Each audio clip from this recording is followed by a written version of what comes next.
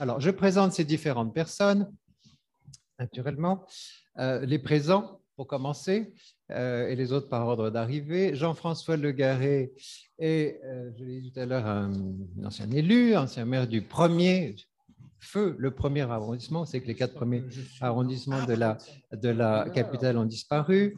Jean-François Legarrey est également président de la commission du Vieux-Paris. Vous connaissez cette institution créée à la fin du 19e siècle pour seconder le maire de Paris dans les choix relatifs à la transformation, à la démolition de certains édifices dans Paris. Voilà, c'est une activité qui, voilà. Nous avons, je me rappelle, à plusieurs reprises discuté, parfois assez âprement, à propos de certains projets parisiens avec Jean-François Legarrey. Je nous vois à propos de la canopée, je nous vois plus encore à propos de la Poste du Louvre, mais ce n'est pas le sujet ici ce soir. Enfin, c'est pour vous dire, c'est vraiment, voilà, c'est des contacts qui sont anciens. Benjamin Mouton, il me semble que j'ai présenté déjà plusieurs fois, mais on peut rappeler qu'en effet, Benjamin, surtout ses missions à l'étranger, n'est-ce pas, pour l'ICOMOS, le ministère de la Culture, tu as enseigné jusqu'à Tonji, n'est-ce pas, voilà, en Chine, oui, c'est bien en Chine, c'est ça. Voilà, bon, des décorations, je n'en parle pas parce qu'on s'effondrerait tellement elles sont nombreuses et lourdes. Et puis, auteur d'un ouvrage, alors, nous autres universitaires, on aime bien ça, n'est-ce pas? Cet ouvrage que tu as écrit, Sens et Renaissance au pluriel du patrimoine architectural. Il y a un très bel ouvrage, presque un in-folio, hein, paru en 2018. Voilà. Philippe Ladieu, il se fait porter pâle. Qu'est-ce qu'il a? Ah non, c'est Emmanuel, excuse-moi. Et donc, Emmanuel Caille, qui est ici à ma gauche, qui est architecte, il a été praticien pendant de longues années. Et puis, je tiens à le souligner parce que c'est important, il a été une dizaine d'années chef de projet à l'agence de Henri Gaudin, n'est-ce pas? Et là, on a plusieurs fois évoqué toute cette pensée. Il était question de la pensée urbaine de Michel Cantal-Dupart tout à l'heure, mais enfin la pensée urbaine aussi, bien sûr, le regretté Henri Gaudin. Je pense à cet ouvrage, tout à fait pour nous, anciens étudiants de Versailles, qui nous a énormément... On se rend du mal à imaginer la dette qu'on a vis-à-vis de la cabane et le labyrinthe, n'est-ce pas, que je recommande toujours à mes étudiants. Et voilà maintenant une vingtaine d'années que Emmanuel Caille est dans l'édition, à vrai dire, dans la presse architecturale la plus engagée. D'abord aux côtés de Jean-François Devant à MC Moniteur, c'est pas aussi longtemps que ça. Et ensuite, voilà, maintenant 15 ans que tu t'occupes de la revue au nom un peu curieux, parce que je me dis, c'est quelle revue? C'est une revue d'architecture. Cette revue s'appelle d'architecture. Je n'y peux rien, il faudrait peut-être un jour changer, je ne sais pas. D'Apostrophe Architecture, et qui, voilà, comme rédacteur en chef. Et voilà. Alors, nous allons peut-être, comment dirais-je, la table ronde, pour l'instant, est réduite un peu à une peau de chagrin pour l'absence, j'espère, momentanée de Gilles Clément, qui peut-être va apparaître sur l'écran. Vous avez entendu parler. Oui, parce que Gilles Clément, outre bien sûr le personnage que vous connaissez, naturellement, bien sûr, auteur de toutes sortes d'aménagements célèbres et célébrés, je pense aussi à l'ouvrage.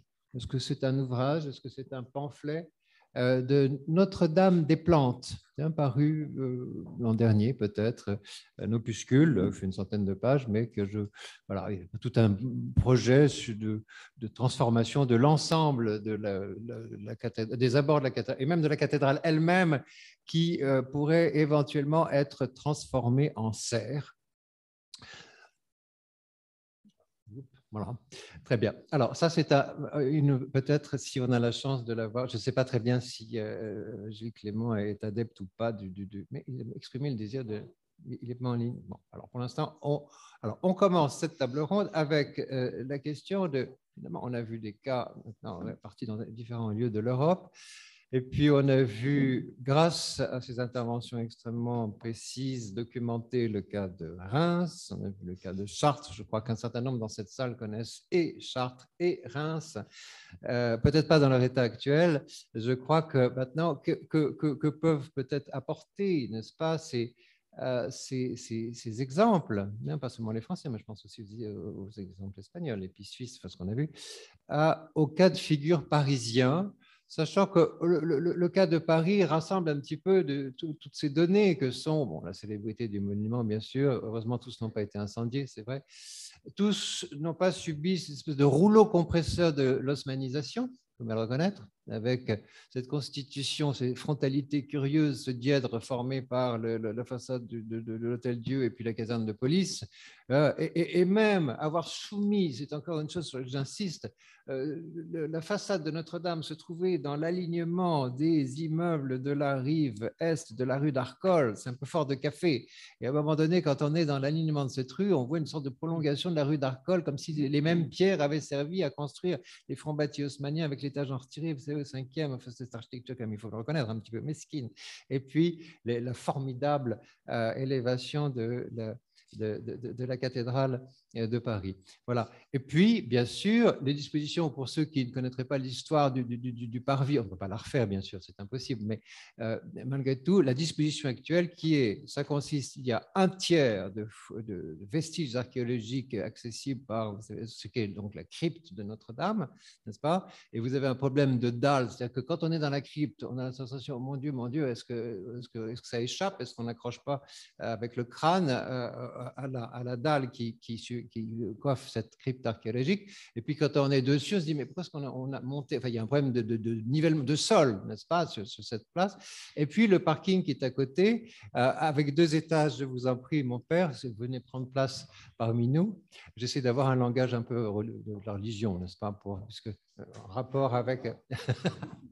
Merci de nous rejoindre. Donc, ces dispositions, j'insiste, n'est-ce pas, il y a une sorte de coupe assez particulière, n'est-ce pas, avec une sorte de mitoyenneté même assez curieuse, dont personne peut-être ne se doute, mais qui existe bien entre la crypte archéologique, qui est un lieu de célébration des vestiges que vous savez, pour certains romains, pour l'essentiel plutôt médiévaux, et puis ensuite les 2 étages de parking qu'il est question dans la consultation de mettre à profit. Donc, il va s'agir à un moment donné de faire descendre sans doute du public de ce côté-là et ensuite le faire remonter.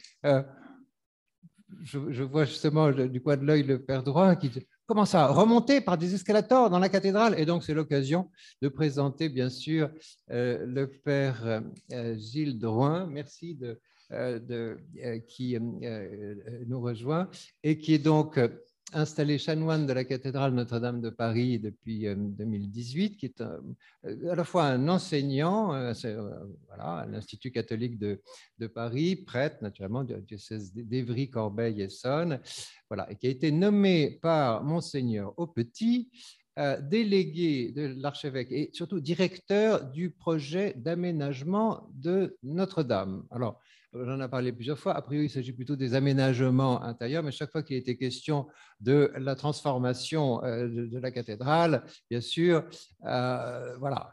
Et il y a quelques citations que j'ai notées comme ça. Pas question de transformer Notre-Dame en musée avec un petit coin pour la messe.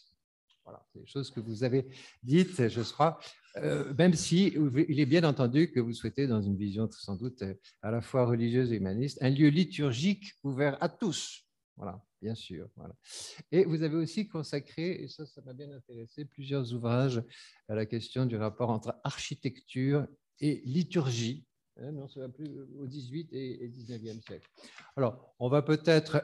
voilà, donc il s'agissait, j'avais donné le titre de la table ronde et de lancer le débat avec cette, n'est-ce pas, la consultation en cours, parce qu'on sait qu'en ce moment, ils travaillent. Il y a 4 équipes qui bûchent, n'est-ce pas, qui planchent pour savoir ce qu'on va faire de ce parvis. Et à la lumière de tout ce qui a été dit aujourd'hui, alors pour le père Gilles Drouin, c'est peut-être difficile que vous venez d'arriver, mais pour les autres, et il prendra le train en marche, j'en suis certain, eh bien, qu'est-ce qu'on peut dire en somme de l'état de la question à la lumière de tout? Est-ce que cette journée a servi à quelque chose, en somme?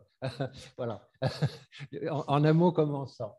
Qui veut commencer? Est-ce que peut-être... le sens du protocole? Oui, bien sûr. D'abord, je voudrais remercier Stéphanie Courtois et Jean-François Cabestan, qui effectivement... Nous avons travaillé ensemble à la Commission de Paris et il était encore plus passionné que moi-même, hein, je vous rassure, hein, sur les sujets que nous avons traités.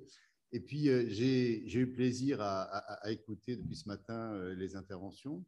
Le parvis et l'analogie avec le paradis, c'est intéressant. Et ça me rappelait la citation de Jules Renard, ajoutez 2 lettres à Paris et vous avez le paradis. Donc, le parvis, c'est évidemment comme ça a été dit ce matin, d'abord un élément de scénographie. Et je pense qu'il faut penser et se remettre en mémoire finalement toutes les strates de différenciation de l'usage de cet espace devant les cathédrales. Au début, c'est un espace forcément beaucoup plus réduit, pour plusieurs raisons, parce que d'abord, ces parvis servaient de lieu pour rendre la justice, pour représenter des mystères, et à cette époque, c'est une salle de théâtre, avec naturellement l'acoustique naturelle. Ça ne pouvait pas avoir la dimension que ça a aujourd'hui. Et puis, il y a l'autre explication, alors que Victor Hugo a naturellement fantasmé dans son roman sur Notre-Dame de Paris, et avec sa concision géniale, il résume ça en 3 mots. Ceci tuera cela, puisque Frollo tient un livre en regardant les tours de Notre-Dame, et il dit ceci, c'est-à-dire le livre tuera cela. L'imprimerie tuera la sculpture, puisque ces sculptures, elles s'adressent à un monde qui est très largement illettré, et c'est le livre d'images. C'est comme ça qu'on vient expliquer finalement toute l'histoire sainte, en commentant les statues de la cathédrale. Et c'est vrai à Paris, et c'est vrai à Chartres, et c'est vrai à Reims, et c'est vrai à Amiens, et c'est vrai partout. Alors, cette double fonction scénographique et imaginative, naturellement, n'a plus sa fonction au XIXe siècle. Et on décide de faire des parvis un peu partout. Celui de Notre-Dame de Paris est quand même très destructif. D'ailleurs, Michel Fleury, qui a beaucoup marqué de son empreinte les travaux de la Commission du Vieux-Paris et qui a également dirigé les fouilles archéologiques de ce qu'on appelle maintenant la crypte archéologique de Notre-Dame de Paris, était très sévère, avec raison, puisque on détruit naturellement tous les maisons qui se trouvent à l'emplacement du parvis, on détruit le très bel hôtel-dieu de Beaufranc, et on ne conserve dans l'île de la Cité, qui est quand même l'île qui explique la naissance de Paris, on ne garde que ce qu'on appelle le quartier du cloître Notre-Dame, c'est-à-dire ce qui va du sud vers la Seine et jusqu'à la rue d'Arcole, et on détruit tout le reste pour construire, comme chacun sait, un hôpital, un tribunal et une caserne. Et on ampute également un pan de la place Dauphine de l'autre côté pour faire ce gigantesque escalier inutile de la rue de Harlay. Donc, ça fait quand même beaucoup, beaucoup de destruction. Et puis ensuite, ce parvis, finalement, il donne, avec la distance, une vision relativement plate de la façade de Notre-Dame, et on éprouve beaucoup plus d'émotion par la verticalité en s'approchant de la façade qu'en le regardant, en tournant le dos et en se plaquant contre l'entrée de la préfecture de police. Et puis, moi, j'ai connu, dans mon enfance, je suis du quartier, j'ai connu le parvis Notre-Dame occupé par les bagnoles. C'était un parking à ciel ouvert, comme c'était le cas d'ailleurs à Chartres, il n'y a pas si longtemps. Et ce qui a été décidé, à l'époque d'ailleurs où Paris n'avait pas de maire, c'était les préfets qui administraient directement la ville de Paris, on a décidé de supprimer ce parking à ciel ouvert et de faire un parking souterrain. Et puis, en faisant les travaux, on est tombé sur les vestiges archéologiques qui ont obligé à réduire d'ailleurs assez fortement la dimension du parking qui devait être plus grand avant qu'on ne tombe sur ce que les promoteurs appellent le risque archéologique et que nous connaissons bien. Et puis ensuite, on a, dans le traitement du sol, hésité plusieurs fois. On a finalement tracé les fantômes de ces rues et de ces maisons disparues et de la chapelle. Et puis, on a, je dirais, mis quelques éléments de végétalisation qui sont extrêmement modestes et dans des jardinières très, très minérales. Donc, aujourd'hui, la question qui est posée, c'est effectivement, on ne va pas revenir on ne va pas reconstruire les maisons disparues. On ne va pas remettre les bagnoles. On ne va pas conserver ce paysage un peu glaciaire là, de ce traitement de la chaussée, et on va réfléchir à nouveau. Les parvis ont tous les mêmes problèmes, que ce soit à Chartres, à Paris, à Reims, c'est que quand on a dégagé et abattu, on a obtenu des quadrilatères qui ne sont pas parfaitement rectilignes. Oui. Donc, il y a déjà une question, je dirais, de la régularité géométrique spatiale. Et c'est vrai partout. Donc, il faut se contenter de ce que l'on a. Mais il y a un deuxième problème qui est très important dans l'aménagement des places et des parvis, c'est la question de l'espace vertical. Et on a de ce point de vue-là quelques exemples fâcheux. J'en cite un qui est dans le premier arrondissement et qui est également très prestigieux, c'est celui de la place Vendôme. Place Vendôme, on a voulu il y a quelques années faire un parking souterrain.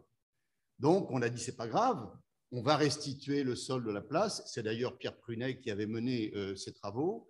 On a emmailloté la colonne et puis on a creusé, on a réalisé l'immeuble souterrain et puis on a dit, on va reconstituer. Il y a juste un problème, c'est que les architectes de la voirie se sont trompés. Ils se sont plantés dans leurs calculs et ils ne sont pas descendus suffisamment bas. Donc, on a fait le parking.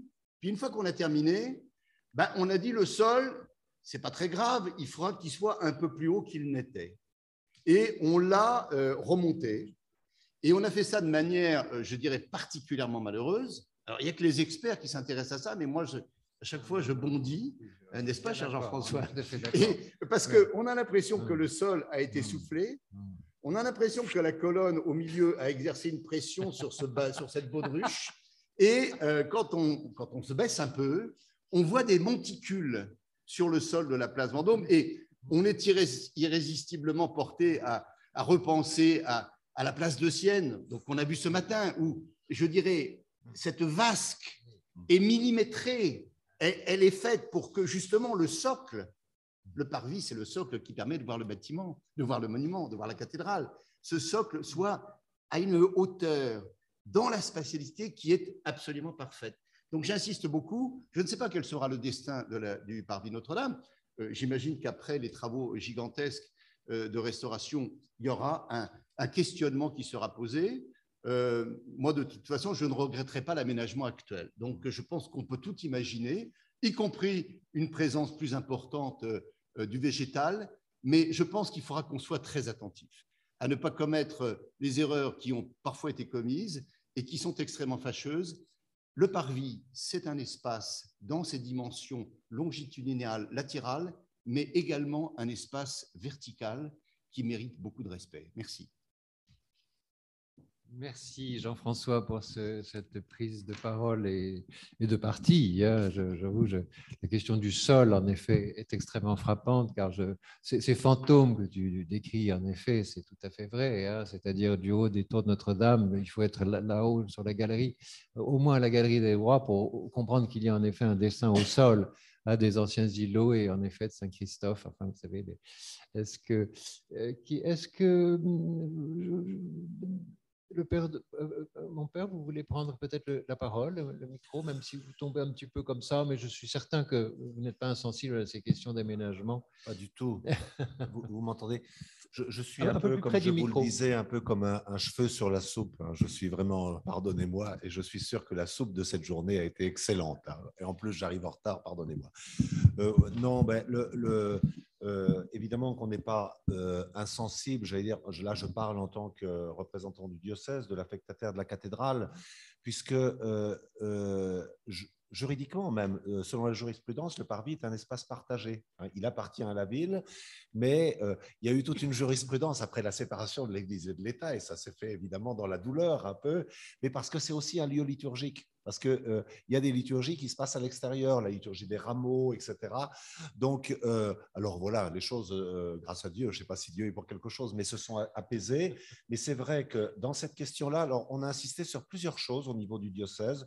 On a insisté évidemment sur le fait que dans le réaménagement du parvis, alors ça c'est un peu fonctionnel, mais un certain nombre des manifestations entre guillemets liturgiques ou culturelles qui sont liées à l'activité de la cathédrale puissent se tenir. Donc, il y en a 350 par an quand même, presque une par jour. Alors ça va quand un groupe de pèlerins arrive, un tout petit groupe, ils se rassemblent devant, on ouvre les portes et ils rentrent. Il y a peut-être un petit temps, quelques chants, etc. Et puis ça va jusqu'aux ordinations où tout le parvis est occupé, ou la visite du pape. Voilà, je prends cet exemple-là. Mais c'est des manifestations ou des manifestations culturelles, quand on avait fait Dame de Cœur avec des projections sur la façade. Donc, il y a cet aspect-là. Mais ça, c'est un peu ce qu'on attend, entre guillemets, de nous. Le deuxième point, vous le savez, c'est également, alors c'est peut-être un peu... moi, je rejoins complètement ce qui a été dit, mais on a beaucoup insisté sur la médiation. Parce que, alors là, c'est vrai que dans le projet du diocèse, vous le disiez un peu dans les citations que vous avez glanées sur Internet, on parle d'une cathédrale catholique, donc ouverte à tous. Ouverte à tous. Et parmi les 12 millions de visiteurs, tout le monde ne vient pas à la messe quelque part. Et ce qui était assez impressionnant à Notre-Dame avant l'incendie, l'accueil dans la cathédrale, et ça on en prend notre part de responsabilité, ne s'était pas forcément adapté à la croissance du tourisme de masse. Est-ce qu'on peut s'adapter à la croissance du tourisme de masse? Mais quand même, quand le cardinal Lustiger avait refait son aménagement en 2004, eh bien, il y avait 6 millions de touristes, de visiteurs. Maintenant, il y en a 12 millions. Donc, vous voyez, et on se rendait compte, contrairement à un autre espace parisien, je vais être assez bref, mais que l'on exploite, le mot est terrible, mais c'est le Sacré-Cœur de Montmartre, eh bien, qu'il y a le problème de la queue à Notre-Dame et qu'on se précipitait. C'est lié à la topographie. On se précipitait sur le portail Sainte-Anne et que finalement, eh bien, cet espace de découverte merveilleuse, j'allais dire de la façade de la cathédrale, n'était pas exploité. Le mot n'est pas beau. Mais finalement, vous savez, dans la cathédrale Notre-Dame, il y a au moins autant de choses à voir dehors que dedans. Le grand livre de pierre ouvert sur la ville, ce que vous évoquiez, etc. Donc, le diocèse, on a beaucoup insisté sur... On a beaucoup insisté. Après, voilà, sur les questions de médiation, je pense qu'il y a besoin d'une médiation, notamment à la façade, mais pas forcément. Il y a le tour de la cathédrale. On a proposé qu'on puisse faire le tour. Je fais une petite... Il y a un endroit extraordinaire. Alors, pour le moment, il est dans l'emprise du chantier, mais ça rejoint ce que vous disiez. Un endroit où on voit la Vierge qui est au-dessus de la claire-voie, de la galerie, et sa tête est juste au milieu de la rose occidentale. Et à cet endroit-là, paradoxalement, alors on a vérifié, c'est le débouché de la rue Neuve-Notre-Dame. C'est l'entrée vous le savez. Et c'est un endroit où vous parlez d'émotion. On a une émotion, on voit, quand on est tout au pied de la façade, la verticalité est un peu écrasante. Mais là, il y a une verticalité et en même temps, une contemplation de la totalité de la façade. Donc, dans mes rêves les plus fous, je pense que ça serait important que ce lieu soit, je ne sais pas s'il doit être habité, mais que ce soit un lieu de médiation, parce que c'est là où finalement on peut au mieux découvrir la façade. Donc c'est toute cette dimension de médiation, je ne sais pas sous quelle forme, etc., c'est quelque chose sur lequel on insiste beaucoup, à la fois pour donner les clés aux visiteurs qui viennent à la cathédrale, et puis aussi un peu pour gérer les problèmes logistiques, les problèmes de flux. Je faisais le parallèle avec Montmartre. Montmartre, c'est plus petit que la cathédrale. Il y a 9 millions de visiteurs, nous dit-on. Là, je n'ai pas vérifié. Il n'y a pas de queue. Parce que quand on monte, quand on monte à Montmartre, il y a déjà toute une ascension, on est peut-être un peu fatigué, on s'assied, on regarde la ville. Donc, vous voyez, il y a tout un processus d'approche. Et à Notre-Dame, on n'a pas ce processus d'approche. Alors, on ne va pas mettre Notre-Dame sur une butte, elle est là. Mais j'allais dire, le parvis est aussi ce lieu. Aussi ce lieu. Voilà, en gros, quelques éléments qui, du côté de l'affectataire, mais vous voyez qu'on est beaucoup plus qu'un affectataire, je pense, liturgique. Évidemment, le cœur de la cathédrale est liturgique, mais on accueille tout le monde. Donc, en termes d'accueil, le parvis est un lieu très, très important pour nous. Merci, mon père, de ces éléments de réflexion. Emmanuel, qui est à ma droite, voulait dire un petit... Alors, je te donne le micro. Et donc, voilà. Oui, moi, j'ai été passionné par toute l'histoire qui a été retranscrite cet après-midi. Mais je pense que si on veut un peu que tout ça serve à quelque chose au-delà de nous satisfaire par d'amples savoirs, il y a deux questions que je me pose. L'une, c'est d'où vient cette fascination pour la scopophilie, c'est-à-dire la pulsion scopique dont parle Freud, c'est-à-dire on veut absolument voir la cathédrale dans son entier. Parce que finalement, on a l'impression que tout est là. En fait, avant, ça ne l'était pas. Et maintenant, voilà, Notre-Dame, aujourd'hui, elle est là comme une sorte d'objet pour touristes posé sur un plateau. Et on sent que tout est fait pour que ce soit un objet qu'on regarde comme ça.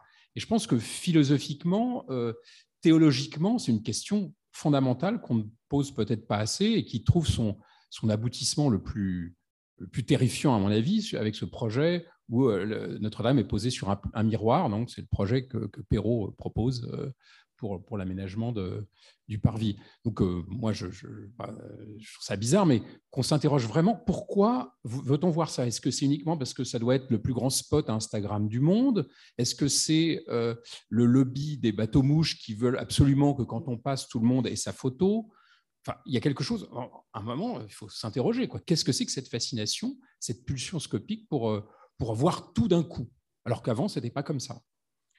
Donc ça, c'est une chose, c'est vraiment un sujet de débat.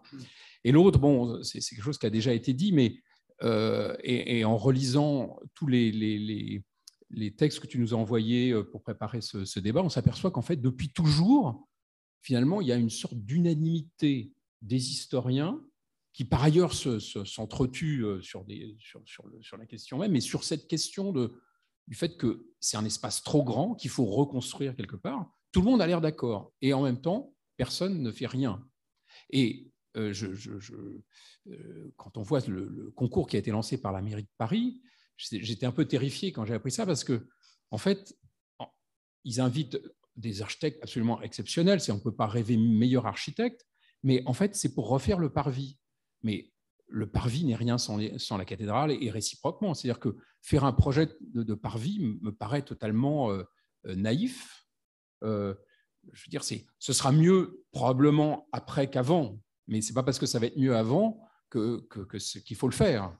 Et qu'il y a vraiment un manque d'ambition que je trouve vraiment dommage, parce que c'est quand même un des lieux historiques les plus, je dirais, peut-être dans le monde, ça doit faire partie des plus grands lieux. Et voilà, on a un projet d'aménagement de parc qu'on va replanter. Est-ce qu'on est vraiment à l'échelle de ces enjeux? Et ça, je trouve ça vraiment, vraiment dramatique. Après, on peut discuter, est-ce qu'il faut reconstruire, comment, à quelle distance? Là, j'en reviens à toutes les propositions qu'a fait Benjamin Mouton. Mais en plus, on a une chance extraordinaire, c'est que souvent, quand on construit du contemporain, évidemment, ça pose des questions politiques, il y a beaucoup d'opposition. Mais là, finalement, tout ce qui est autour de la cathédrale est moderne. Enfin, moderne, c'est assez contemporain. Il n'y a rien d'ancien, si ce n'est une caserne, voilà, un hôpital qui ont leur qualité propre, mais qui ne sont pas non plus des chefs-d'œuvre. Donc là, d'une certaine façon, on pourrait effectivement travailler sur une confrontation avec quelque chose de contemporain et de proche. Et qu'est-ce qui fait que finalement, on n'avance pas sur cette question? Et le lancement de ce concours a été un peu, je trouve justement, un peu un étouffoir de toutes ces questions-là. Donc moi, s'il y a un débat, j'aimerais qu'il porte vraiment là-dessus. Merci de lancer des pistes d'un questionnement, de futurs débats, parce que je suis certain que la salle ne sera pas insensible à tout ce qui vient d'être dit. Mais peut-être avant de lancer, je voudrais donner la parole à Benjamin Mouton. Merci. Je pense que c'est un sujet passionnant, très compliqué et peut-être très simple. Je pense qu'il est très compliqué parce qu'on l'aborde avec des idées peut-être un peu confuses. Quand j'évoquais tout à l'heure la différence qu'il y a entre un parvis et une place urbaine, il est évident qu'on ne peut pas mélanger ni prendre l'un pour l'autre. Quand je parlais tout à l'heure de jardins fermés ou d'espaces verts publics, c'est évident que ce n'est pas planté de la même façon, les arbres ne sont pas taillés de la même façon et les accessibilités, voire la pratique, ne sont pas les mêmes. Donc, pour toutes ces questions, je crois qu'il faut peut-être une question de méthode que je vous suggère. D'abord, de quoi on parle? Bien, simplement, si on fait un peu un historique de la façon dont les choses se sont transformées ainsi. Au début, le parvis, c'est un accident de démolition. C'est-à-dire qu'en fait, on construit la cathédrale gothique, et pour construire la cathédrale gothique, on démolit celle qui était avant. Celle qui était avant, elle était beaucoup plus avancée vers la ville, vers l'ouest, que la cathédrale actuelle. Donc, au fond, la démolition de l'ancien édifice cultuel a donné lieu à un parvis, à une place vide, qui était devant les 3 portails occidentaux de la cathédrale. Très intéressant, ce parvis a duré, au fond, plusieurs siècles, puisque c'est au XVIIIe siècle que Beaufrand fait un travail de place urbaine. C'est-à-dire que le parvis, tout d'un coup, se transforme, reconstruit en quelque sorte avec des façades ordonnancées. La rue Neuve-Notre-Dame, qui était la rue d'alimentation du chantier, se trouve cantonnée au débouché du parvis par 2 pavillons à colonnes. Bon, c'est quelque chose qui est vraiment dans l'esprit de la place urbaine classique, mais elle n'a en fait que 2 côtés, puisque l'autre côté, enfin qu'un seul côté, puisque l'autre côté, c'est la cathédrale. Donc il y a une espèce déjà de mélange des genres. Surtout que le drame, c'est que Beaufranc ne fait qu'un côté et pas l'autre. Donc, déjà, l'histoire du borgne qui change d'œil à chaque fois commence. Beaufranc construit, la partie qui devait être démolie n'est pas démolie, puis ensuite elle est démolie. Donc, du coup, la place devant la cathédrale n'arrive jamais à une géométrie parfaite ou correcte. Et peu à peu, eh bien, le reste suit. Et je pense que le coup de grâce, ça a été lorsque l'Hôtel-Dieu, qui était le long de la Seine, et qui était extrêmement intéressant parce que ça créait une façade peut-être un peu haute le long de la Seine, a été voué à démolition et qu'on l'a remplacé par le nouvel Hôtel-Dieu, qui lui est de l'autre côté de l'actuel parvis. Et donc, il fallait dégager devant le nouvel Hôtel-Dieu. Donc, ça a été le coup d'envoi d'un projet de démolition qui est déjà très, très ancien dans le 19e siècle. On attribue à Haussmann la démolition. La démolition se fait après Haussmann. La démolition des bâtiments qui sont dans le parvis se fait après Haussmann. Et puis, on en est là. Et en fait, le résultat actuel, ce n'est pas un projet, ce n'est pas un parvis dessiné, ce n'est pas un projet ni d'urbanisme ni d'architecture, c'est peut-être à la limite un projet de salubrité, mais c'est un travail de purge urbaine ou on appelle ça aussi de curtage urbain. Et puis on en est là. On ne peut pas estimer que ce genre d'action puisse être digne d'admiration et de respect comme pourrait l'être un projet dessiné, un projet d'urbanisme, un projet construit, etc. Bon. Donc c'est un projet, j'allais dire, c'est un résultat de hasard. Alors, évidemment, comme disait Emmanuel Caille tout à l'heure, on est fasciné maintenant, on est devant une espèce d'état des lieux où, en fait, on a la possibilité de voir la cathédrale d'un coup d'œil, d'un coup d'appareil photo, mais hors d'échelle. C'est-à-dire que la cathédrale, qui autrefois appartenait au tissu urbain, qui appartenait autrefois à la ville, se trouve isolée. C'est un objet architectural, un objet d'admiration, tel que le 19e siècle a commencé à le faire avec les cathédrales en créant des vides tout autour. On l'a vu avec Reims, c'était très spectaculaire. Il est vrai qu'à Reims, les bombes ont aidé un peu les choses, mais à Chartres, c'est formidable. Et je me souviens avoir vu de la cathédrale de Chartres une vue le long d'une petite rue qui partait de l'extrémité nord-ouest de l'actuel parvis et puis qui visait ensuite vers le portail central. Et c'était extraordinaire parce que c'est une vue cantonée. Et c'est ça, à mon avis, qui est important, c'est de se dire, après tout, comme disait tout à l'heure Jean-Michel Legnaud, l'œil bouge.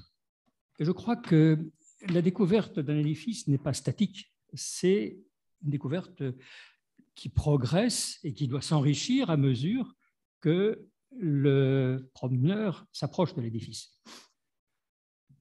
Lorsque le photographe se trouve actuellement au fond du parvis, qui prend sa photo, et qu'à mesure qu'il avance vers la cathédrale, mais qu'est-ce qu'il apprend de plus?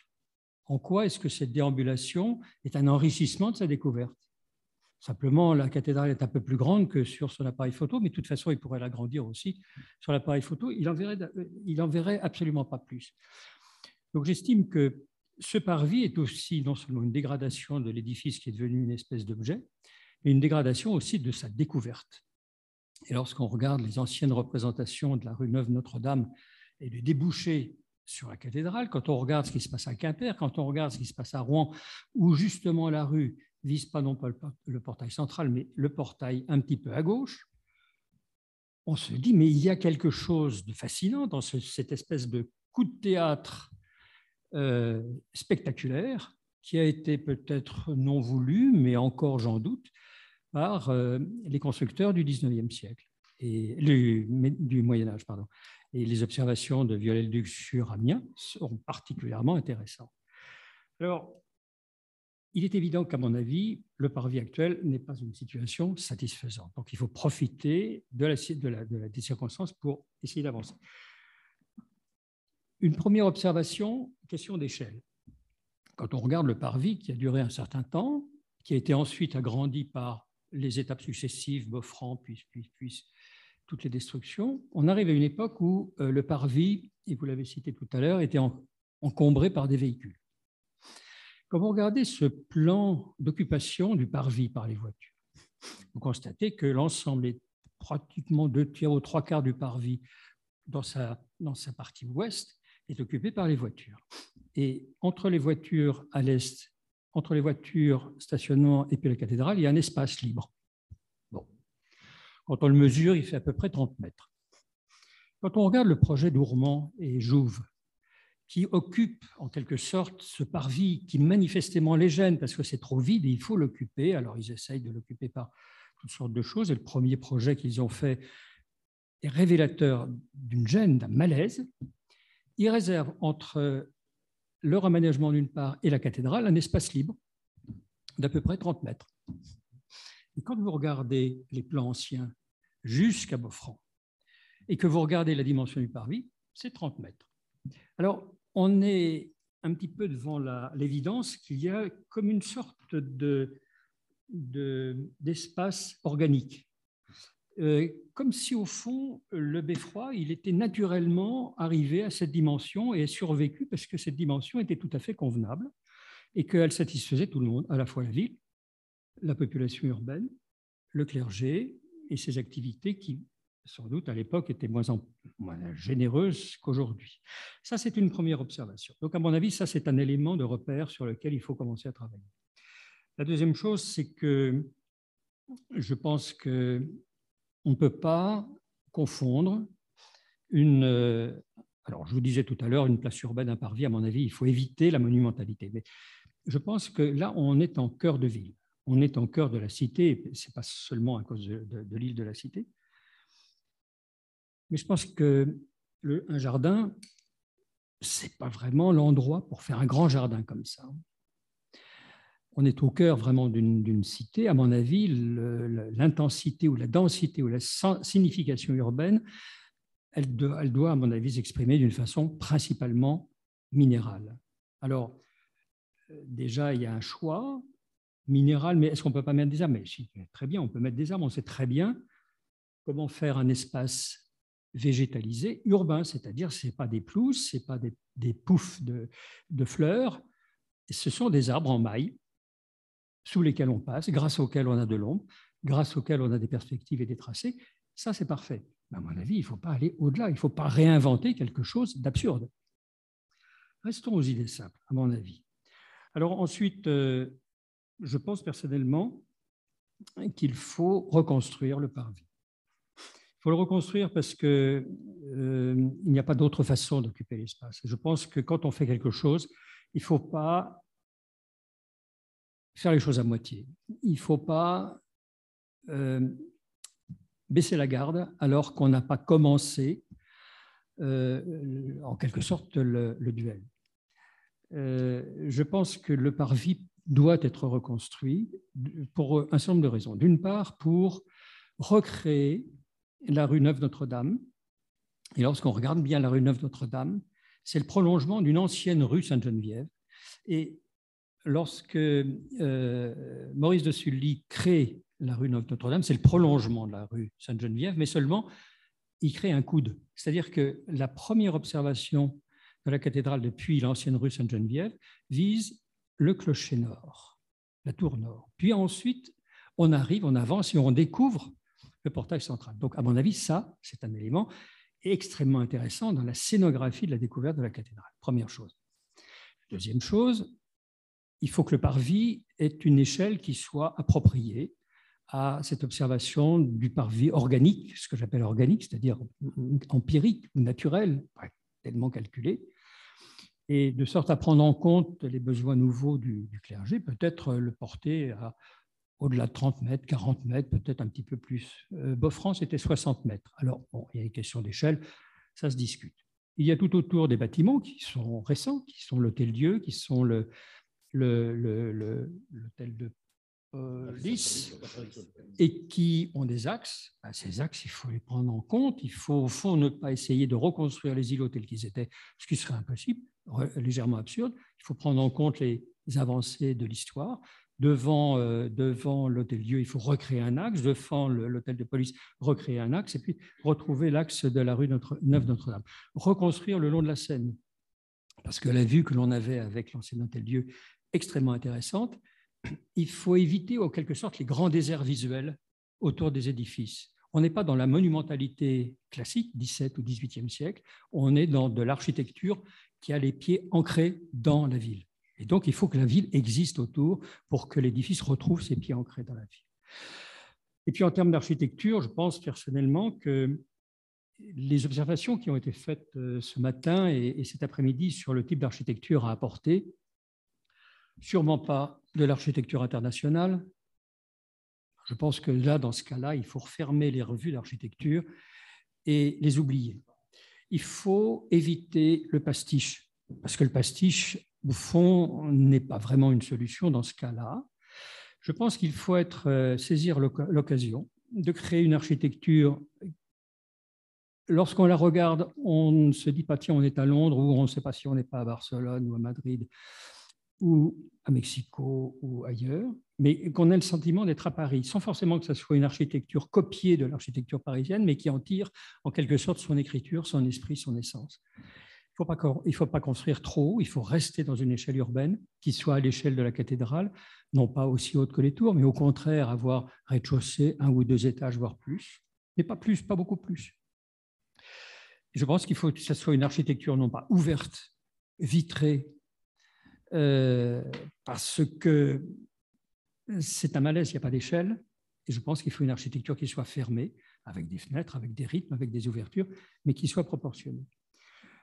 Matériaux, alors là, on peut en parler à l'infini, et je pense que ça doit donner lieu à quelque chose qui sûrement serait une architecture contemporaine, sûrement serait une architecture franche et loyale, sûrement serait une architecture en harmonie avec l'ensemble, à la fois discrète et courageuse. Il y a tout à inventer, mais allons-y, essayons, et il faut aller jusqu'au bout.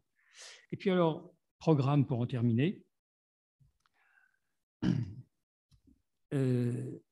Avant Viollet-le-Duc, il y avait beaucoup de documents déjà sur Notre-Dame. Avec les travaux de Viollet-le-Duc, il y a une quantité extraordinaire de documentation, avec des maquettes, des essais, des dessins, etc. etc. Après l'incendie, on a une quantité absolument considérable d'informations. Je pense que l'incendie a provoqué quelque chose d'absolument exceptionnel. On n'a jamais vu, dans un temps aussi court, autant d'interventions scientifiques, j'allais dire d'analyse technique ou autre, de recherche documentaire ou autre, d'analyse de fouilles ou d'analyse de matériaux, avec les techniques les plus pointues de la recherche actuelle. Jamais on a amassé une telle quantité de documents. Tout ça doit, à un moment donné, se retrouver dans un musée de l'œuvre, parce que le public a besoin de le connaître. Il faut le mettre à la disposition du public. Juste à côté, on a une crypte. Il faut les mettre en correspondance. Ça, c'est pour la cathédrale. Il faut servir la cathédrale. Là, on a de quoi le faire en construisant sur le parvis un certain nombre d'ouvrages. Il faut servir aussi l'église. C'est-à-dire que le clergé a besoin d'espace. Alors, d'espace devant pour les cérémonies dont le père Drouin a parlé. Et moi, je pense aussi à un certain nombre de choses, comme le fait, par exemple, pour le public qui arrive avec des valises et qui ne peut pas être accueilli dans la cathédrale, il faudrait peut-être un endroit pour accueillir le public, pour qu'il puisse s'arrêter, qu'il puisse avoir un endroit de confort, de consigne, un endroit pour se reposer ou pour se rafraîchir, et puis peut-être des endroits où le clergé pourrait profiter de salles ouvertes dans lesquelles il pourrait avoir des réunions, un certain nombre de manifestations, voire même des éléments appartenant à la cathédrale. Père Drouin, vous savez que je pense qu'on pourrait mettre les mets dans une très belle salle qu'on construirait. Et puis, troisièmement, je pense qu'en élément de programme, il faudrait penser aux gens.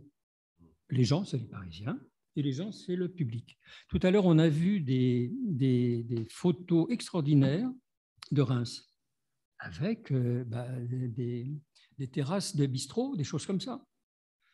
Que la ville revienne dans ce parvis, que l'activité quotidienne revienne dans ce parvis, que les gens puissent s'y trouver, etc.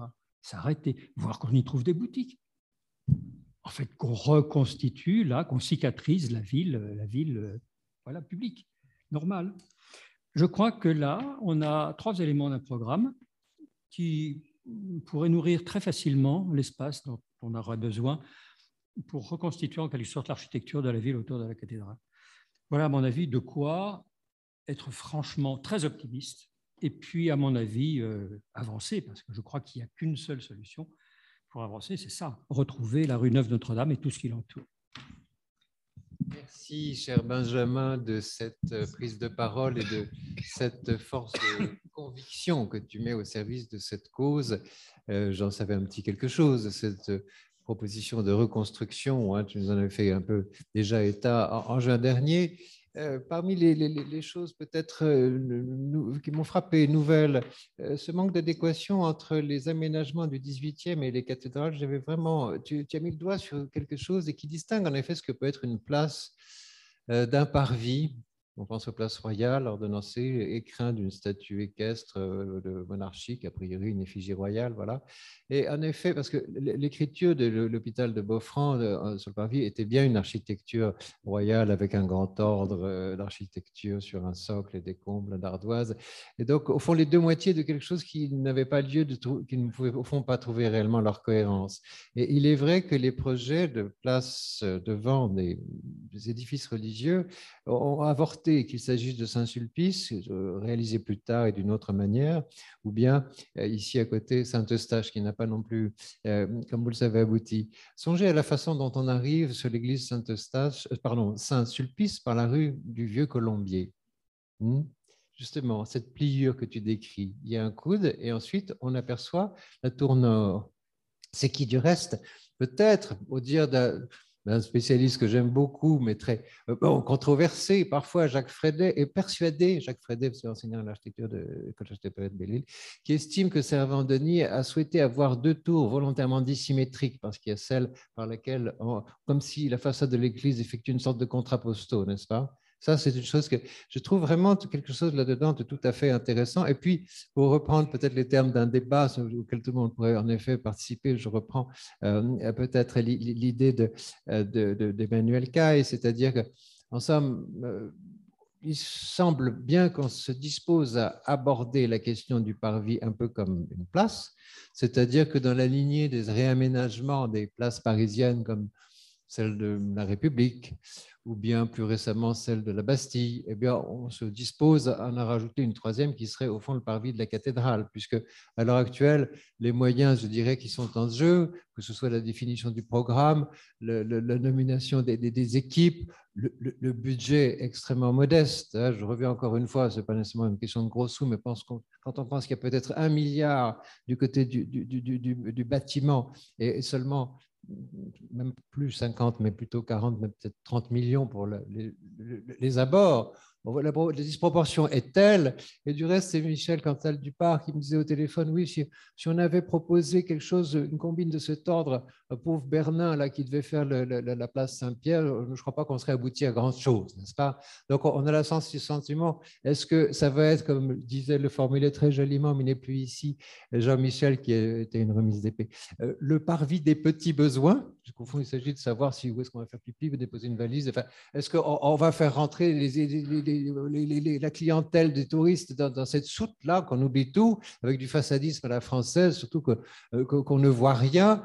Et puis, pour maintenir en effet ce culte de l'objet qui, on le pense tous, remonte à la Renaissance, quand on a commencé à faire des places idéales avec des objets, n'est-ce pas, isotropes, le Tempietto de Bramante, les églises de Léonard, effectivement, qui étaient censés être perceptibles. Vous voyez bien, ce n'est pas là de la Renaissance où on voit ces objets magnifié, mais dans un isolement total. Alors, c'est le sort qui a été dévolu souvent à des cathédrales.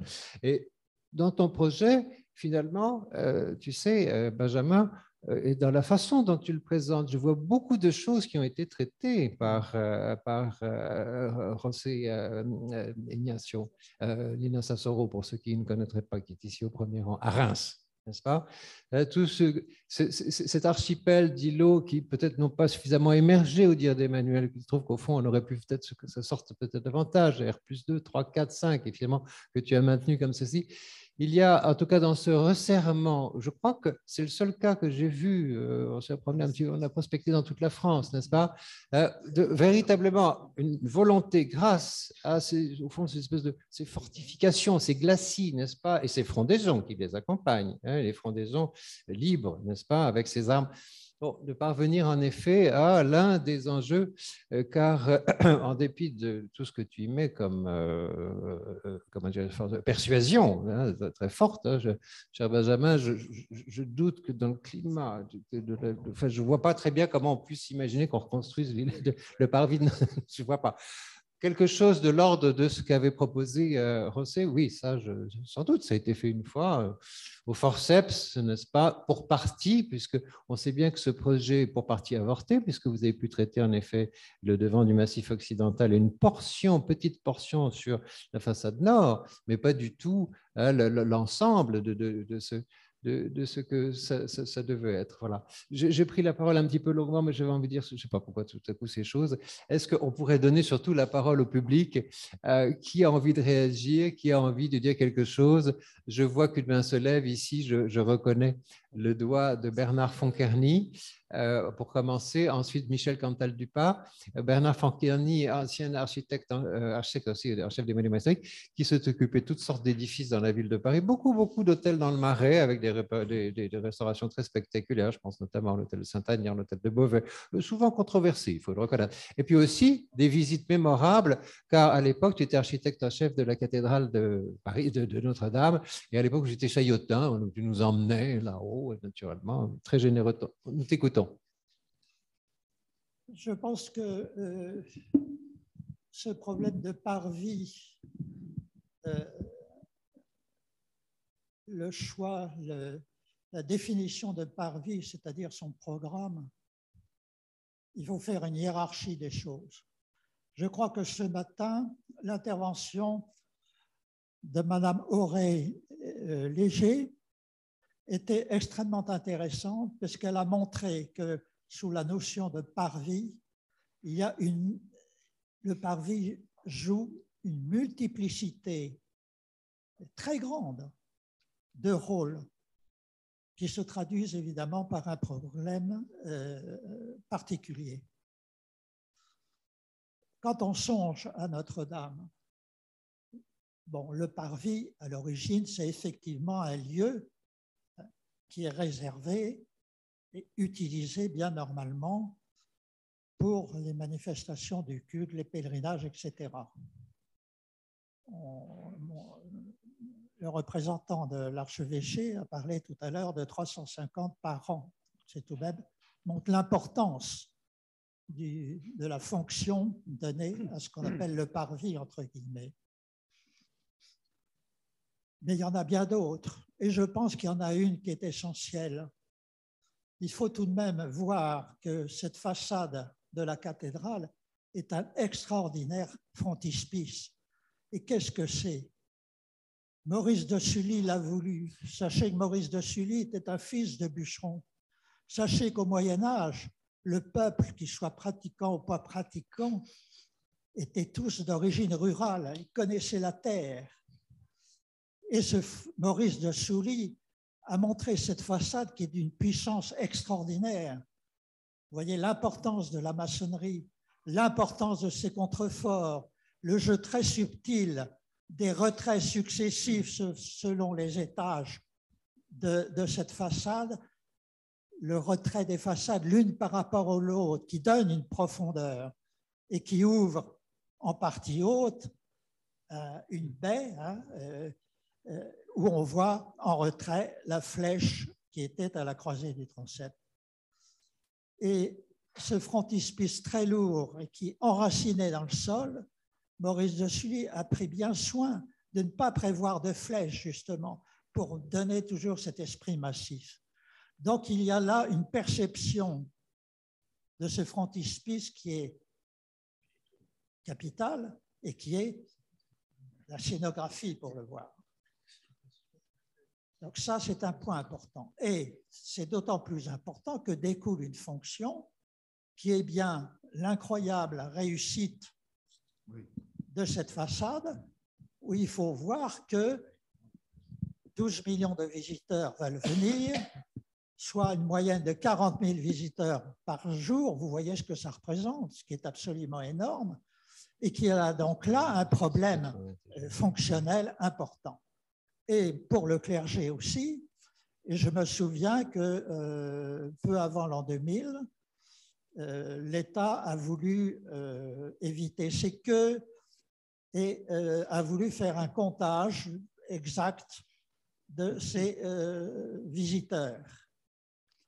Et il y a eu des discussions difficiles entre l'administration et le clergé. Je me souviendrai toujours de Monseigneur Lustiger dans une réunion qui, à la fin, a dit « N'oubliez pas, la cathédrale, c'est la maison de Dieu, elle est ouverte à tout le monde, de toute religion. »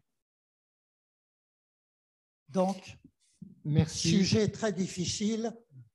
Donc, je conclus, parmi ces multiples rôles que doit jouer la cathédrale, il y a donc une hiérarchie à faire, une hiérarchie qui s'impose et de chacun de ces sujets a une fonction urbanistique, architecturale, etc.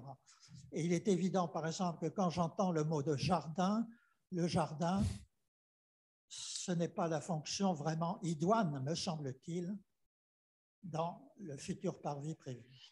Merci Bernard de ton commentaire et de ta franchise. Je crois que oui, c'est ça, Michel Cantal-Dupart avait demandé la parole. Voilà. Je voudrais ajouter un petit peu. Je suis tout à fait d'accord. Pourquoi voir toute la cathédrale? Ce n'était pas comme ça que les maîtres d'œuvre la voulaient. Du temps, on pouvait se promener sur le parvis, enfin, sur l'esplanade devant Notre-Dame de Paris. Il y avait un exercice que je faisais toujours avec mes étudiants. Je leur faisais mettre les mains au bout de la rue. Et on avançait. Qu'est-ce qu'on voyait quand on était au bout de la rue Notre-Dame depuis la préfecture? Et on voyait le portail central et la rose. Et c'est en avançant qu'on découvrait au débouché, les deux tours de chaque côté, que les maîtres d'œuvre volontairement ont construit avec un parallaxe pour justement être vus d'en bas vers le haut et augmenter par cet étagement de libraire là, pour augmenter la hauteur et donner une impression. Et effectivement, quand on la voit depuis la préfecture de police, on ne comprend pas ce que c'est que ce château de cartes, si je peux m'exprimer ainsi. On dit, mais pourquoi ils ont diminué? On n'en voit plus l'esprit. Alors, on avait, avec Jean Nouvel et Jean-Marie Dutilleul, quand on avait répondu sur le Grand Paris, on avait proposé dans notre rendu de ne pas de reconstruire, mais de faire des installations énormes d'œuvres d'art qui respectent, qui reprendraient le lieu des boutiques et qui redonneraient l'impression de cet espace. Merci Michel. Il me semble, quelqu'un se rappelle, on a monté, c'était il y a quelques années, une tribune, une KVA. Ils ont oublié de faire la percée sur la rue Notre-Dame. Alors, ça aurait été voilà. De restituer grâce à cette tribune. Et la façade, ça avait de Franz Kenae. C'était un moment où tout à coup on disait, tiens, c'est curieux, ce parvis est devenu appropriable grâce à cette installation, mais qui n'a pas duré très très très longtemps. Je ne sais plus très bien. Ah oui? Oui, les boulangers, c'est vrai. Oui.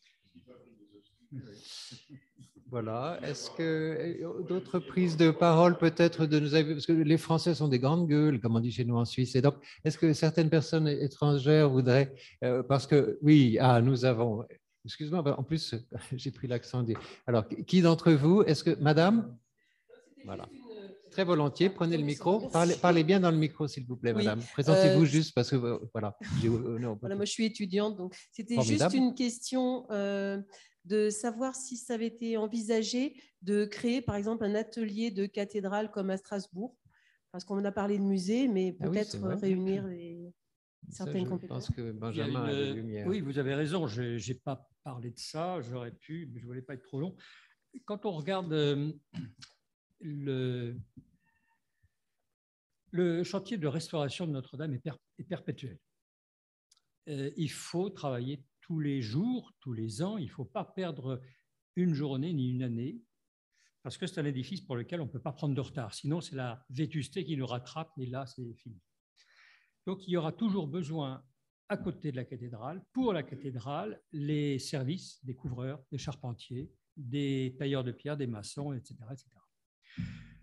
Il est évident qu'on aimerait beaucoup qu'il y ait des ateliers qui puissent être mis en place à la disposition des entreprises qui y travaillent, de sorte qu'il puisse y avoir aussi pour le public qui passe à côté la compréhension de ce qu'est un travail de restauration avec les savoir-faire traditionnels et les matériaux traditionnels. Il y a quand même un lieu de curiosité formidable. Et l'idée serait que le long de la Seine, on puisse reconstituer ces ateliers à la place de l'ancien hôtel-Dieu qui bordait la Seine, qu'à la limite, ça puisse donner lieu à une circulation qui sécurise en quelque sorte tout le reste de la circulation piétonne qui serait à ce moment-là dans le cœur du parvis reconstruit, et qu'on ait là un système où d'un côté il y a les livraisons, de l'autre il y a le public, et qu'on ait là de quoi donner en quelque sorte à voir à ces travaux de restauration de la cathédrale. C'est quelque chose qui existait à Saint-Denis quand j'ai pris mes fonctions, c'est quelque chose qui existe toujours à Strasbourg, et je pense que la notion de l'œuvre Notre-Dame est une chose extrêmement intéressante et très, très positive, puisque vous avez là à la fois des entreprises qui travaillent, à la fois des chercheurs qui y travaillent, qui reconstituent à partir de ce qu'ils voient le calepin et les dimensions des ouvrages qu'il faut remplacer, avec des trouvailles absolument extraordinaires. Quand vous voyez le travail qui est fait à Strasbourg, c'est magnifique.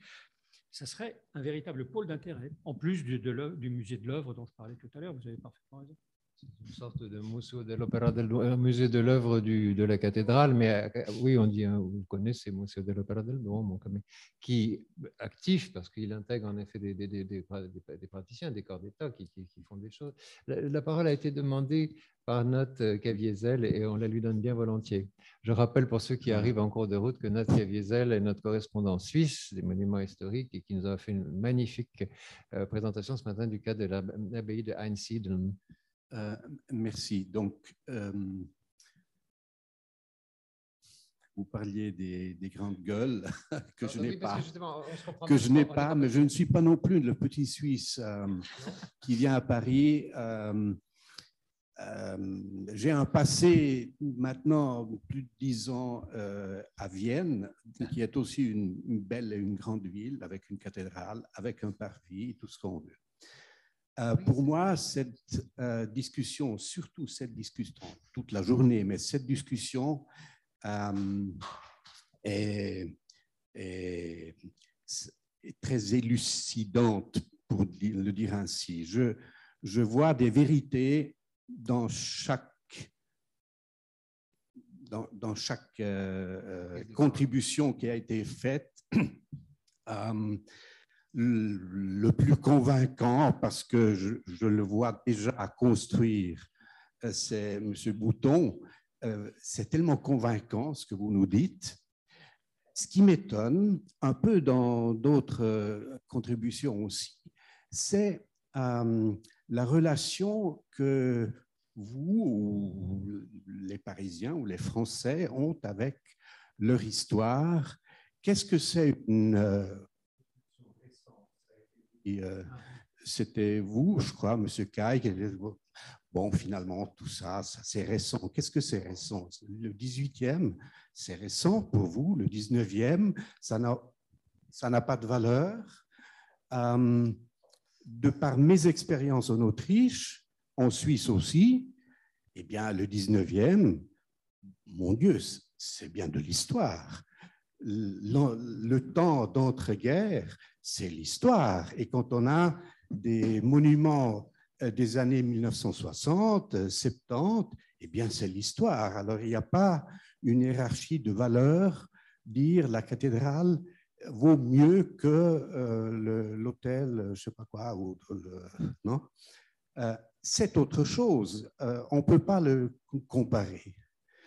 Et quand vous, M. Mouton, vous dites c'est un peu un accident qu'on en soit arrivé là, avec ce pauvre parvis, à mon avis, ce n'est pas seulement un accident, c'est l'histoire qui l'a voulu ainsi. Et moi, j'aurais un peu une autre approche par rapport à l'histoire de ce parvis. C'est-à-dire, je comprends bien, les architectes, c'est leur destin et leur devoir de construire, de créer, non? Et c'est bien ainsi. Je vais enseigner maintenant 10 ans à des architectes à créer aussi, mais aussi à garder et à conserver. comprend bien que à un certain moment, on arrive à des situations urbaines qui sont peut-être pas très heureuses. Alors les architectes, les urbanistes, ils parlent de réparer, de la réparation des villes. Ça a une connotation toujours très positive. J'en connais passablement de réparations qui ont eu comme résultat pas quelque chose de positif, mais de négatif.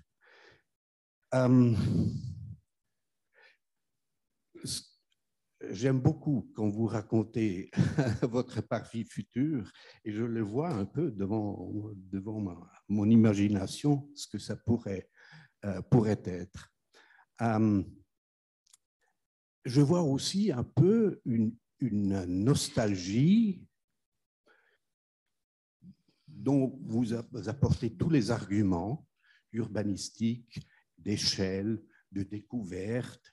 Je vous suis entièrement. Mais il y a aussi une quantité de nostalgie. On a perdu quelque chose et on veut avoir de nouveau quelque chose. Alors, bien sûr, vous ne plaidez pas pour la reconstruction ou reconstitution d'une partie de ville moyenâgeuse. Non, non, bien sûr que non.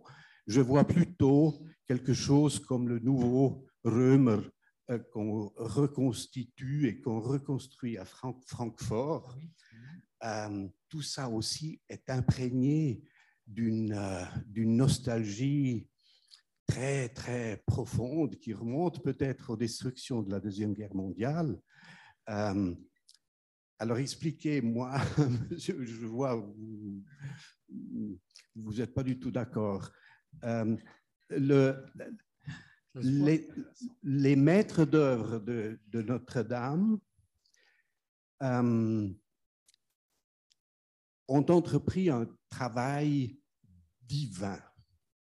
Donc, ce paradis construit dans l'Église, la signification de tout ce monde dont parlait ce matin Madame la sociologue ou théologue, je ne crois pas que eux, ils pensaient à l'échelle cathédrale, ville. Ça devait être tout simplement beaucoup plus grand, beaucoup plus majestueux, magnifique.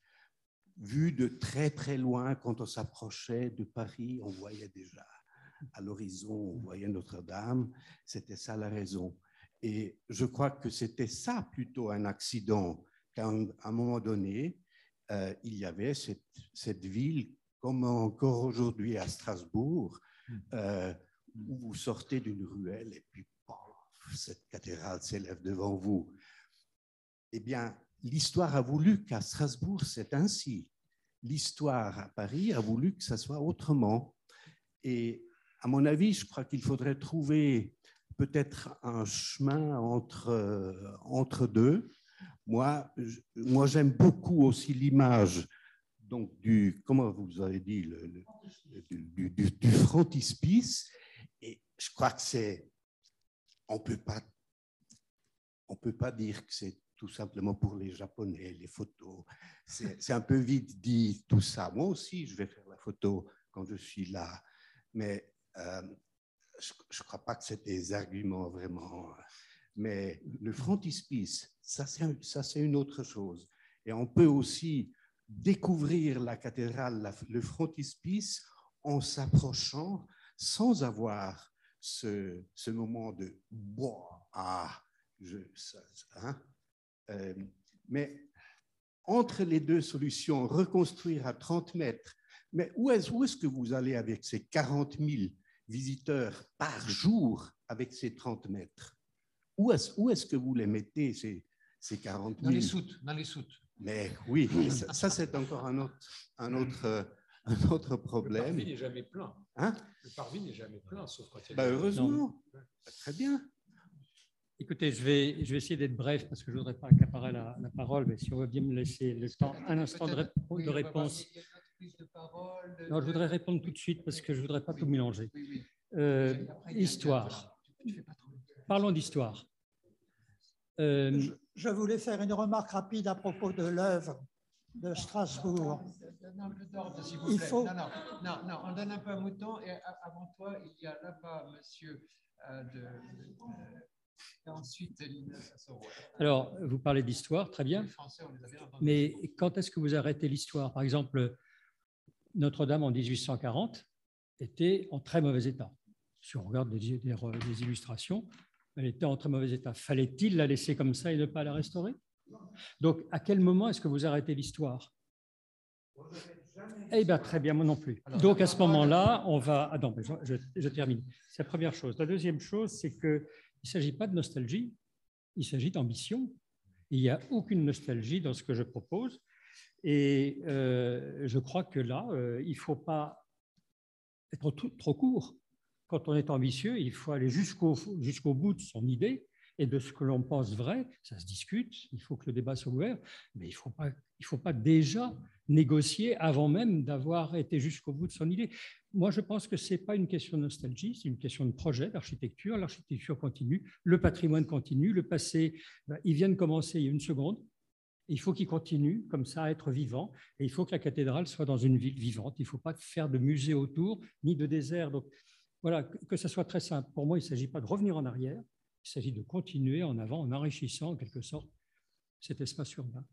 Merci de cette explication. Serge Campenias. Oui, c'était juste une petite question très brève. On a beaucoup parlé de projets, etc. J'ai cru comprendre qu'il y a eu une année de démarche participative menée par la ville par rapport à ce projet. On n'en a absolument rien dit. Et je me demande si, par rapport à Monsieur Caille a dit, voilà, on a dit on va faire l'aménagement du parvis. Est-ce que c'est la conclusion de la démarche participative ou est-ce que c'est simplement une décision politique?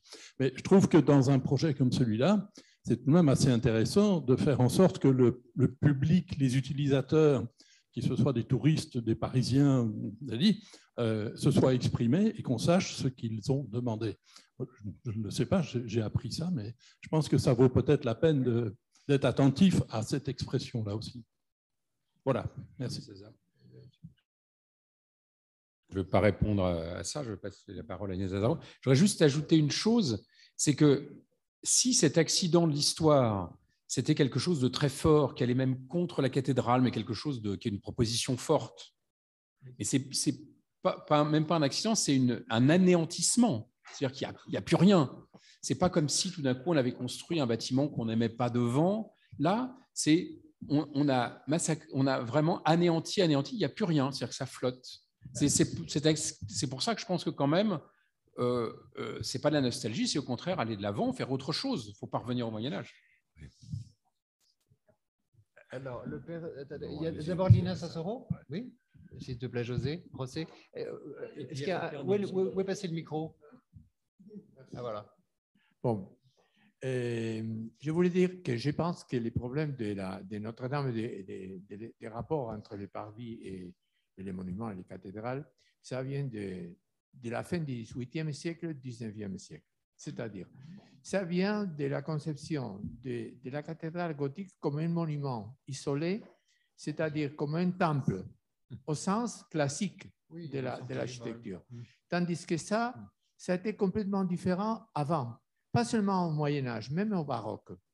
Ça a été, comme disent les Allemands, un Stadtkrone, c'est-à-dire la couronne de la ville, qui disait Bruno Taut, l'architecte et théorique allemand du début du XXe siècle.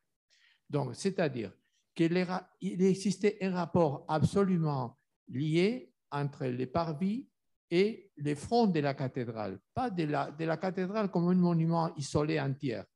Si on voit, par exemple, quelques projets de la fin du XVIIIe siècle, même non faits, mais comme projet, par exemple, les projets de Pierre Pat, les projets Pat pour les différentes places qu'il avait proposées pour la ville de Paris, on voit le même esprit à la fin d'isolement du monument, des conceptions d'un monument isolé comme un temple. Donc, je pense qu'il ne s'agit pas de retourner au Moyen-Âge, mais il faut récupérer les rapports entre les parvis et les monuments. Il est une question fondamentale. quand on voit, par exemple, les fronts de la cathédrale de Strasbourg, dans cette petite ruelle qui arrive jusqu'à la façade, on s'aperçoit exactement quel est l'esprit qu'on a conçu avec lequel on a conçu ces bâtiments, ces façades, c'est-à-dire la proximité, c'est-à-dire la proximité pour voir les détails, parce que même l'art gothique, il y a beaucoup de détails. Ce n'est pas une architecture de volume, c'est une architecture de détails, des lignes, c'est une architecture graphique, on dirait comme ça. Donc, on ne peut pas s'éloigner beaucoup de cette façade pour avoir un rapport de compréhension de cette architecture. Il ne s'agit pas simplement d'une nostalgie, disons, du Moyen-Âge, mais il s'agit d'une compréhension du monument. Il s'agit d'une compréhension de l'architecture, de cette architecture gothique à laquelle appartiennent ces monuments, ces cathédrales. C'est-à-dire que ces frontispices doivent être